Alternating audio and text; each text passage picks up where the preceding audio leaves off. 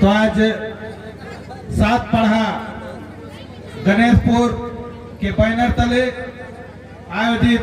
सरना प्रार्थना सभा में उपस्थित हमारे बीच आज यहाँ से चले गए इस सभा के मुख्य अतिथि राजीपाड़ा सरना प्रार्थना सभा के राष्ट्रीय सलाहकार दादा विद्यासागर किरकेटा जी, विशिष्ट अतिथि झारखंड प्रदेश के महासचिव भाई रवि तिग्गा जी, राष्ट्रीय परिचारिका बहन कमले उराव जी, रेणु दीदी और उपस्थित इस क्षेत्र में हमेशा समाज के साथ कंधे से कंधा मिलाकर चलने वाले और वर्तमान समय में झारखंड प्रदेश आदिवासी कांग्रेस के उपाध्यक्ष दादा सन्नी टोप्पो जी हमारे बीच हमेशा समाज को गति देने वाले पूर्व में मुखिया का प्रतिनिधित्व कर चुके हैं दादा महादेव राव जी, मुखिया प्रतिनिधि दीदी नीलिमा उराव और हमारे धार्मिक क्षेत्र में निरंतर अपनी भूमिका निभाने वाले बड़े भाई इतवा उराव जी और मांडर विधानसभा क्षेत्र के माननीय विधायक के प्रतिनिधि दादा शिव राव जी और उपस्थित तमाम सम्मानित अतिथिगण और इस अवसर में दूर दराज से आए हुए तमाम माता बहन, हमारे समाज के संरक्षक गार्जियन और छोटे छोटे दुलार दुलार छुआ सबको पूरे सरना समाज की ओर से जमे जमा जय धर्मेश जोहार। आज सही मायने में बहुत खुशी लग रहा है कि जो हम लोग जाके हर मंच में जो हमारे पुरखों ने जिस व्यवस्था को बनाया है उस व्यवस्था को बार बार हर मंच में हम लोग बोलते हैं। तो आज पुनः बधाई देना चाहेंगे गणेशपुर के समस्त ग्रामवासियों को जिन्होंने पुरखों का जो दिया हुआ व्यवस्था, जो बनाया हुआ व्यवस्था, उसको निर्बाध रूप से संचालित कर रहे हैं। हम चाहेंगे कि इस व्यवस्था को, पुरखों को व्यवस्था को जीवित रखने के लिए जो व्यवस्था आप लोगों ने फिर से निरंतर जारी रखा है, इसके लिए एक बार जोरदार ताली से गणेशपुर गांव के समस्त ग्रामवासियों के लिए आप लोग उनका अभिनंदन करेंगे।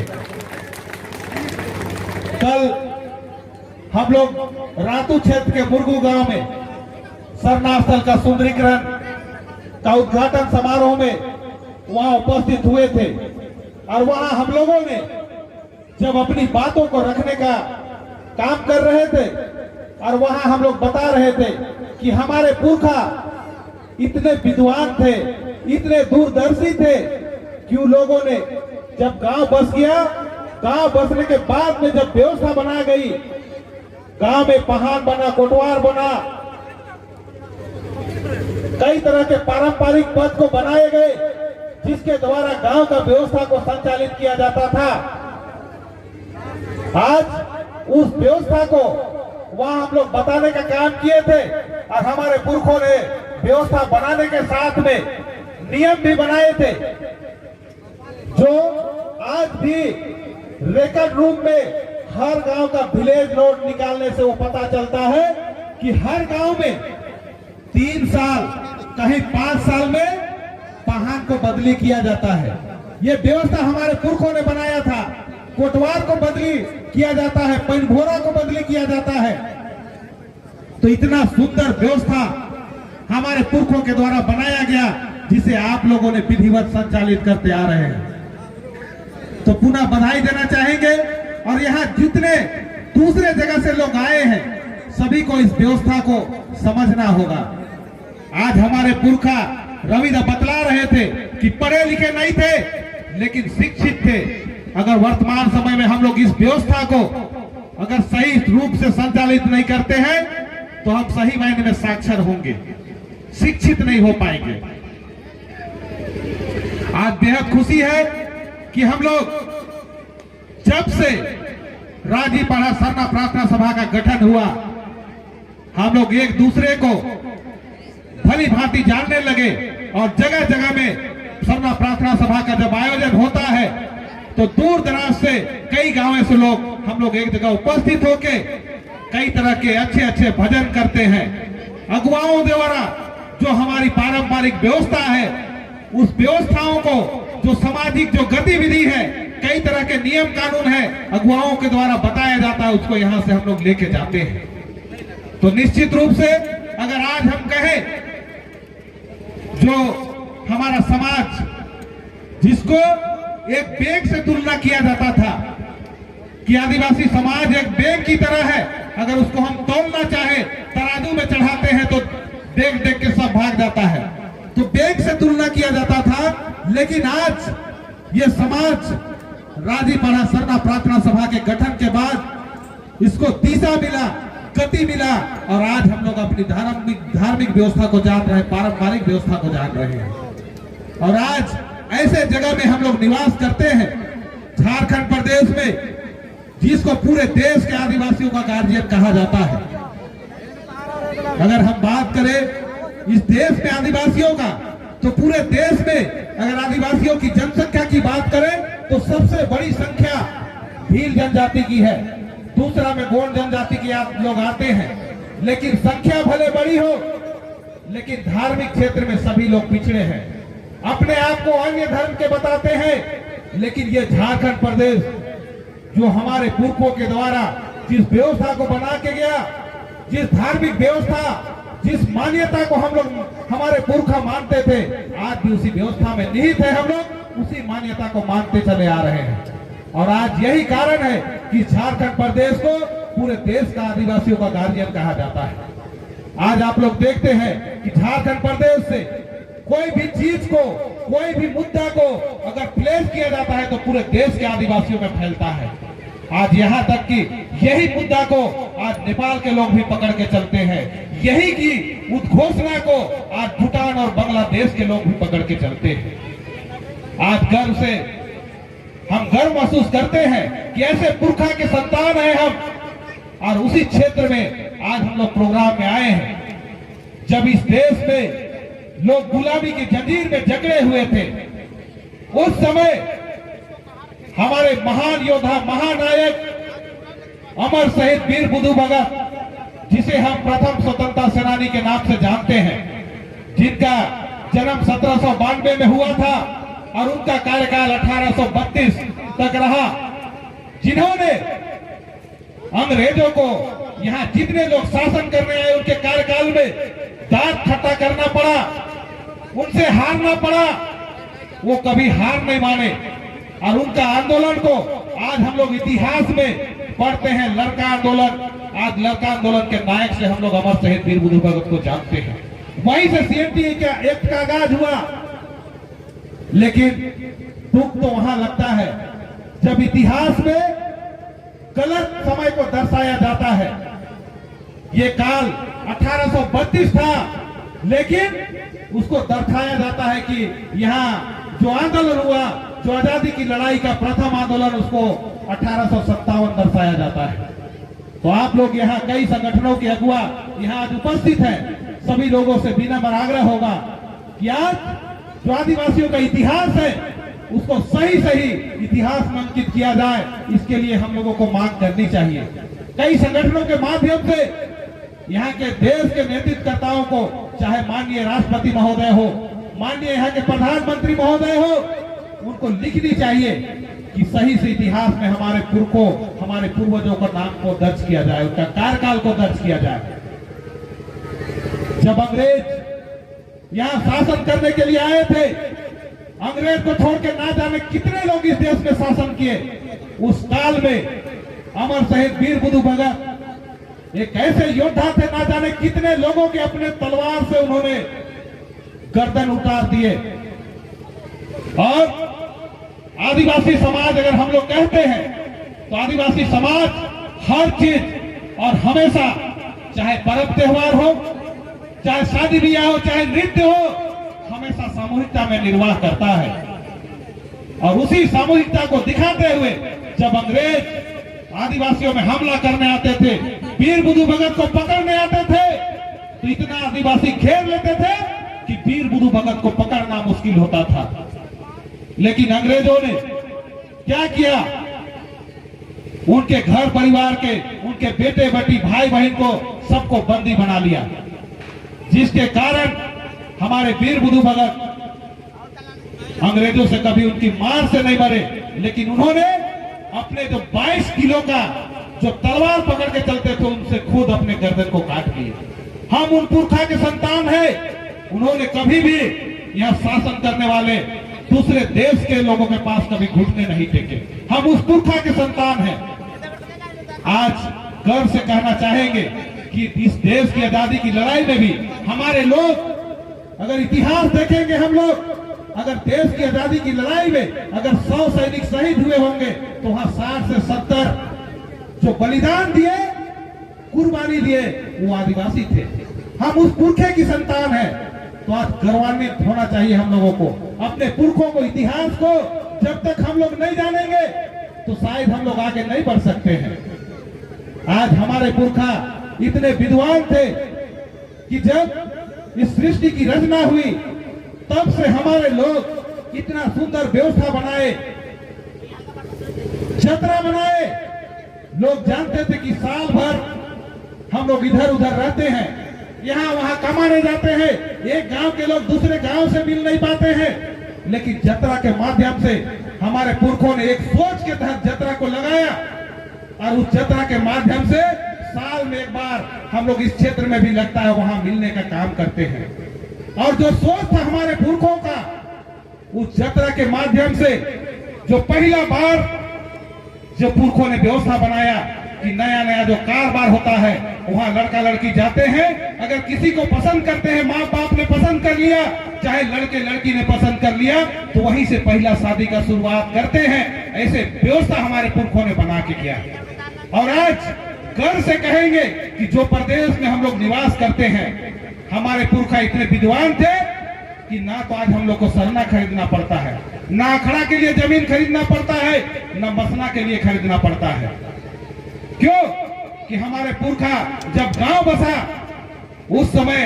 शायद सर्वे भी नहीं हुआ होगा, उस समय हमारे पुरखा व्यवस्था बनाए, पहने व्यवस्था, कोटवारी व्यवस्था, पैन घोड़ा व्यवस्था, ना जाने 7-8 पारंपरिक पद है और अलग अलग क्षेत्रों में कई दूसरे दूसरे नामों से जाने जाते हैं। और व्यवस्था को बनाने के साथ हमारे पुरखों ने जंगल झाड़ को काट के खेती लायक जमीन बनाया और उस पहान को दिया, उस कोटवार को दिया, उस पैन घोड़ा को दिया कि लो,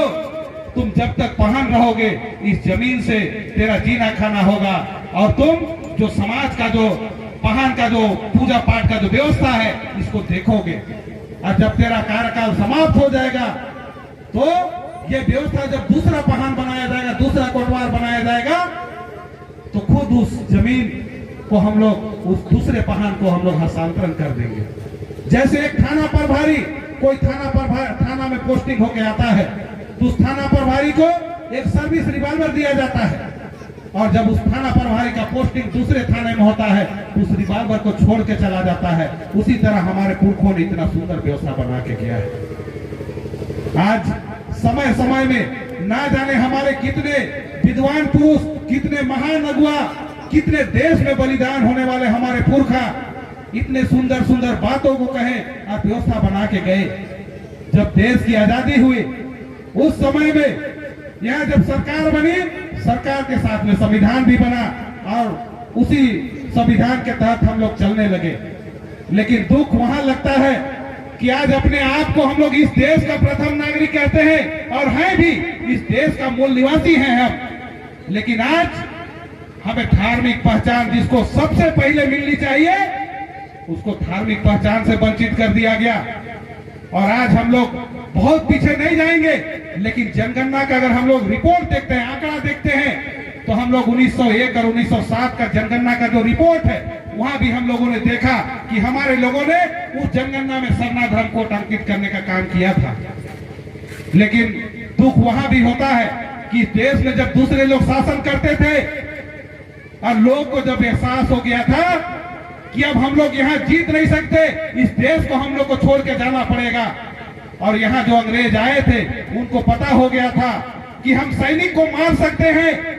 गोली बारूद चला सकते हैं, लेकिन यहाँ के आदिवासियों से हम कभी जीत नहीं सकते। इनमें सामूहिकता है, सामूहिकता में जीते हैं, हर चीज ये सामूहिकता में निर्वाह करते हैं। और आज हम चले जाएंगे तो पता नहीं कौन न कौन आएगा, तो इनकी व्यवस्थाएं चरमरा जाएगी, ये तितर बितर हो जाएंगे। और जब भगवान बिरसा मुंडा के समय में जब आंदोलन हुआ था, उस समय अंग्रेज इस आदिवासियों से हार कर उन्होंने हम आदिवासियों के लिए 1908 में सीएनटी एक्ट जैसा कानून बना के गए, जिसको आज हम लोग सुरक्षा कवच के रूप में जानते हैं। और आज इसी की वजह से हमारा जमीन जगह भी सुरक्षित है। लेकिन आज के समय में कई जगहों पे हम लोगों को देखने के लिए मिलता है कि जब सर्वे हुआ था, उस समय कई गांवों में सर्वे हुआ, जो हमारा भाई, हमारा बाप, हमारा दादा जो पढ़नाई करता था, जो गोटवारी करता था, उसका नाम वहां चढ़ गया, जिसके कारण से वो समझने लगा कि जमीन का मालिक मैं हूं, ये जमीन तो मेरा है, इसको हम बेच भी सकते हैं। लेकिन उसका गलतफहमी है। आप लोगों को जानना पड़ेगा, जितने भी पारंपरिक पदे हैं और वो पद के बदले, वो सेवा के बदले जो जमीन उनको दी गई है, वो जमीन गांव वाला का है। तभी तो हमारे पुरखा ये व्यवस्था बना के गए कि 3 साल से 5 साल में हम इस व्यवस्था को परिवर्तन कर सकते हैं। तो समझना होगा सबको, ये जितना भी गांव में जिस तरह का व्यवस्था का जमीन है, वो गांव वाला का है। सिर्फ सेवा देने के बदले ये जमीन हस्तांतरित की जाती है। तो इस चीज को हम लोग को समझना होगा। आज बहुत खुशी भी लगता है कि हमारे समाज में हम लोगों को कहा जाता है कि अशिक्षित लोग, हो सके गंवार लोग, लेकिन एक समय में भले हमारे लोग पढ़े लिखे नहीं, लेकिन बहुत बुद्धिमान थे। और जब विज्ञान की अगर हम लोग बात करते हैं, तो हम लोग देखते हैं कि हमारे पुरखा उस समय जब विज्ञान ने कोई आविष्कार नहीं किया, उस समय हमारे पुरखा अंडा को इस धरती का आकार, इस सृष्टि का आकार मान के डंडा कटना करते थे, फेलवा फड़ी करते थे। वो लोग जानते थे ये धरती का आकार अंडाकार है। वैज्ञानिक और विज्ञान ने तो बाद में खोज किया, हमारे पुरखा तो खुद एक विज्ञान थे। उस पुरखा के हम संतान हैं। आज बेहद खुशी है कि जब देश आजाद हुआ, व्यवस्थाएं जरूर तितर बितर हुई, लेकिन देश में आजादी के बाद जब यहाँ सरकार निरंतर चलने लगा, तो यहाँ उस महानायक को, इस राज्य के महान सपूत को हम नमन करते हुए याद करना चाहेंगे, बाबा कार्तिक उरांव को, जिनका जन्म गुमला जिला में हुआ था और उनकी शिक्षा दीक्षा यहाँ होते हुए झारखंड से ना जाने विदेश के कई देशों में उन्होंने शिक्षा अर्जित किए और पेशे से सकुशल इंजीनियर थे और लंदन में भी नौकरी करने लगे थे। लेकिन देश में यहाँ के नेता लोगों को, यहाँ के राजनेताओं को जब पता चला कि इस देश का एक ऐसा विद्वान व्यक्ति, एक ऐसा पढ़ा लिखा व्यक्ति जो दूसरे देश में रहता है और वहां सेवा दे रहा है, उसको भारत लाया जाए।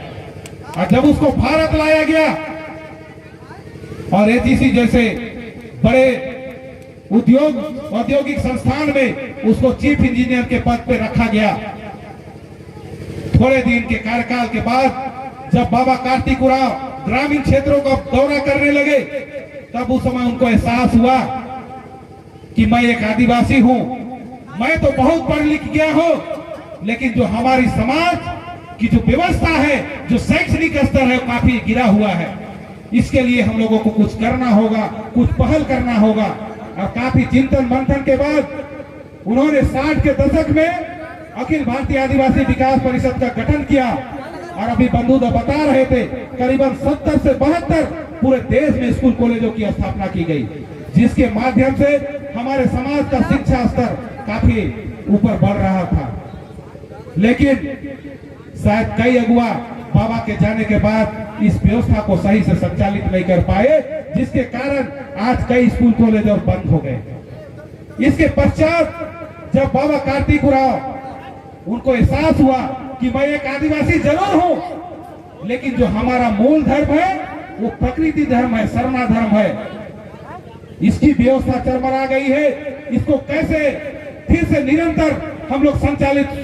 सुनिश्चित तरीके से कर पाएंगे, इसके लिए उन्होंने एक पहल किया और अपने तमाम सहयोगियों के साथ में चिंतन मंथन के बाद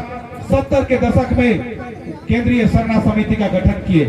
और इसके साथ साथ एक संविधान बनाया गया कि सरना समाज का संरक्षण और संवर्धन केंद्रीय सरना समिति के माध्यम से होगा।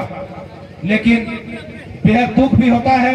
जब बाबा कार्तिक उरांव के चले जाने के बाद इस व्यवस्था को भी अभी हम लोग सही से संचालित नहीं कर पा रहे हैं। लोग इस समिति के बनने के बाद कई लोग केंद्रीय सरना समिति में नेतृत्व करने के लिए आए, लेकिन क्या करते थे, सिर्फ सरहुल भर मनाए, साल भर चुप रहते थे। आज हम लोगों को उनको इसलिए याद करते हैं कि बाबा कार्तिक उरांव ने मात्र 25 से 30 अगुवाओं के नेतृत्व में रांची जैसे शहर में सरहुल शोभा यात्रा का शुरुआत किया,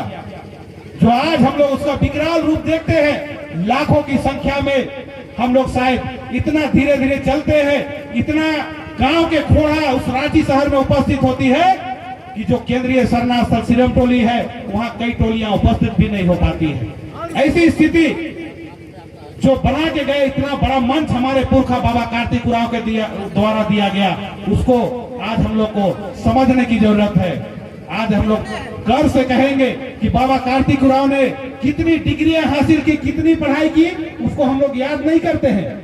आज हम लोग उसको याद भी शायद नहीं कर पाएंगे जितना उसकी डिग्री थी, लेकिन बाबा कार्तिक उरांव ने इतने सुंदर, इतना बढ़िया व्यवस्था करके गया, जिसके कारण आज हम लोग बाबा कार्तिक उरांव को याद करते हैं। उसके बाद जब फिर से स्थिति डगमगाने सा लगा था, उस समय और उस दूसरी पीढ़ी के हमारे महान अगुवाओं के द्वारा काफी चिंतन मंथन किया गया कि कैसे हम लोग अपने समाज को सशक्त बनाएंगे, कैसे हमारे समाज की व्यवस्थाएं मजबूत होंगी। हमारे अगुवाओं के चिंतन मंथन के बाद राजीपाड़ा सरना प्रार्थना सभा का गठन किया गया। जब राजीपाड़ा सरना प्रार्थना सभा का गठन किया गया, जिसके माध्यम से 3 महत्वपूर्ण काम किए गए। सबसे पहला, जो हमारे पुरखा जिस दिन को पवित्र दिन मानते थे और उस दिन हमारे पुरखा सरना स्थल में जमा होते थे और सभी लोग एक जगह जमा होके एक दूसरे से बातें करते थे, धरती माँ चालायु धर्मे सिंह बोंगा का आभार प्रकट करते थे। बीफे का दिन आज फिर से हमारे अगुवाओं के सोच के बदौलत फिर से उस बीफे दिन को स्थापित किया गया। और आज बीफे के दिन में जिस तरह हमारे पुरखा बीफे को हल कोड़ी नहीं करते थे, जीव हत्या नहीं करते थे, बेटी विदा नहीं करते थे, उस दिन को आज फिर से स्थापित किया गया, जिसके माध्यम से आज हम लोग सभी कोई बीफे का दिन में सरना स्थल में उपस्थित होते हैं और चालायु धर्मे सिंह बोंगा का हम लोग आभार प्रकट करते हैं। एक दूसरे से मिलके हम लोग एक दूसरे का दुख को बताते हुए उसको दूर करने का प्रयास भी करते हैं। दूसरा महत्वपूर्ण काम, जो हमारे महिलाओं को, जो आज भी ये प्रथा कई गांवों में बनी हुई है कि महिलाओं को सरना में चढ़ने नहीं देना है, नहीं तो गांव में रह जाता हो, गांव में कतई आदमी मोर जातो, सेलू मन के महिला मन के नहीं चढ़े देखो। ऐसी कुरीति और ये कुप्रथा आज भी कई गांवों में है। इस व्यवस्था को सुदृढ़ करते हुए हमारे अगुवाओं ने महिलाओं को अधिकार दिया और आज जब महिलाएं, हमारी बहनें, हमारी माताएं जब धार्मिक क्षेत्र में उनका आगमन हुआ, जब वो लोग धार्मिक क्षेत्र में शामिल हुए, तो हम लोगों का सरना धर्म फल फूल रहा है, हम लोग धार्मिक क्षेत्र में आगे बढ़ रहे हैं। तीसरा महत्वपूर्ण काम जो आज हम लोग जगह जगह में देखते हैं, सरना झंडा, चीरा झंडा। कहा जाता है कि बाबा कार्तिक उरांव को भी 9 दिन का उपवास मिला था और उस समय उनके जितने संगी साथी थे सभी लोग इसी सरना झंडा, चीरा झंडा को लेके चलते थे और आज भी उनके कई साथी जीवित है, आज भी वो लोग सरना झंडा को लेके चल रहे हैं। इसी झंडा को बाबा कार्तिक उरांव को सोच को आगे बढ़ाते हुए, चाहे सरना रत्न दादा वीरेंद्र भगत की बात हो, सरना रत्न दादा हेतोराव की बात हो, चाहे माननीय धर्मगुरु बंधन तिगा की बात हो, चाहे अग्रिम पंक्ति में जितने भी अगुआ बैठे हैं और पूरे देश में जितने नेतृत्व करता है, उनके नेतृत्व में आज सरना झंडा, ये चीरा झंडा ये रांची झारखंड से होते हुए पूरे देश में लहरा रहा है। इतना ही नहीं, आज नेपाल, भूटान, बांग्लादेश में भी सरना झंडा लहरा रहा है। आज ये सरना झंडा एक जगह में खड़ा होता है, फिर भी हम लोगों को ताकत देता है। आज हम लोग कोई जगह में झंडा को गाड़ते हैं, किसी का औकात नहीं कि उस झंडे को उखाड़ देगा। इस झंडे को पहचान दिया गया जो आज पूरे देश में लहरा रहा है। तो इतने महत्वपूर्ण काम आज सरना प्रार्थना सभा के माध्यम से किया गया। आज इस देश में कई आदिवासियों के ना जाने कितने संगठन बने होंगे, लेकिन जो काम सरना प्रार्थना सभा के माध्यम से किया गया, मैं ठोक के कह सकता हूं कि किसी संगठन ने नहीं किया। सबसे बड़ा काम तो मुझे वो दिखता है कि आज शायद अगर हम लोग दूसरे राज्य में जाते या कहीं इधर गांव में आए, शायद हम लोग को कोई पहचानता भी नहीं, लेकिन आज कोई राज्य में जाते हैं, कोई देश में जाते हैं, और जो घर में भी आज सरना झंडा दिखता है तो वहां हम लोग बेफिक्र होकर घुसते हैं। और सबसे बड़ा जो काम किया प्रार्थना सभा कि जितने भी देश में सरना धर्मावलंबी हैं, सबको एक सूत्र में बांधने का काम किया। ये हम लोग झारखंड प्रदेश से यहाँ से शुरुआत किया कि यहाँ 32 जनजाति रहते हैं, कमों पे सभी जनजाति सरना प्रार्थना सभा के माध्यम से धर्म कर्म से जुड़े हैं। तो आज हम नमन करेंगे सरना प्रार्थना सभा के जितने भी अगुआ हैं, चाहे हमारे बहन लोग हैं, परिचारिका बहन लोग हैं, चाहे हमारे भाई लोग हैं, हमारे बाप दादा लोग हैं, जिनका सोच के तहत आज हम लोग एक जगह बैठ पाते हैं। तो आज बहुत वक्ता भी हैं, बहुत ज्यादा समय नहीं लेंगे और अंतिम समय में कहेंगे कि देश का हम लोग अपने आप को प्रथम निवासी कहते हैं, मूल निवासी कहते हैं, लेकिन आज तक जैसे हम बता रहे थे कि बाबा कार्तिक उरांव को यहाँ लाया गया, सबसे ज्यादा पढ़े लिखे थे, विद्वान थे, लेकिन उसको भी नेतृत्व करने का मौका नहीं दिया गया। ये छल किया जाता था। तो आज जिस देश के हम मूल निवासी हैं, हम चाहेंगे, हम लोग धर्मेश सिंह बोंगा चालाइयों से अर्जी विनती करेंगे कि हमारे लोग भी देश के नेतृत्व में अपना भूमिका निभाएं। इसके लिए क्या करना होगा? हम लोगों को उच्च स्तरीय शिक्षा प्राप्त करनी होगी। यहाँ जितने भी संरक्षक, गार्जियन हमारे लोग उपस्थित हैं, सभी लोगों से आग्रह होगा कि हमारे छोटे छोटे बच्चे, हमारे नौजवान साथी, हमारे भाई बहन, सभी लोगों को शिक्षा के क्षेत्र में निरंतर आगे बढ़ना होगा। तभी हम लोग एक कंपटीशन में जाएंगे और हम लोग क्वालिफाई करेंगे, तो हो सकता है हम एक थाना प्रभारी बने, सीओ बने, बीडीओ बने। और मैं तो बार बार कहूंगा कि हम लोगों को ऊंचा सोचना होगा। यूपीएससी स्तर की एग्जाम क्वालिफाई करने की बात हम लोगों को सोचनी होगी और निश्चित रूप से ये संभव होगा। हम लोग बढ़िया से पढ़ेंगे, लिखेंगे और यूपीएससी क्वालिफाई करेंगे तो एक आईएएस अफसर बन सकते हैं, आईपीएस अफसर बन सकते हैं। और चूंकि आज हम लोग जिस संगठन से जुड़ के समाज को दिशा गति देने का काम कर रहे हैं, आज सरना समाज के लिए सरना प्रार्थना सभा एक स्कूल साबित हुआ है। इस स्कूल में जो भी भाई बहन हमारे बच्चे पढ़ेंगे,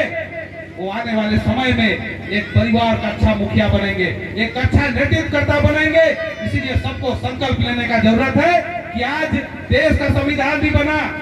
कई ग्रंथ लिखे गए और हम लोग जानते हैं कि ना हम लोग का कोई ग्रंथ है, ना लिखा हुआ कोई चीज है, वो हमको कहाँ मिलेगा। इसी तरह के सभा में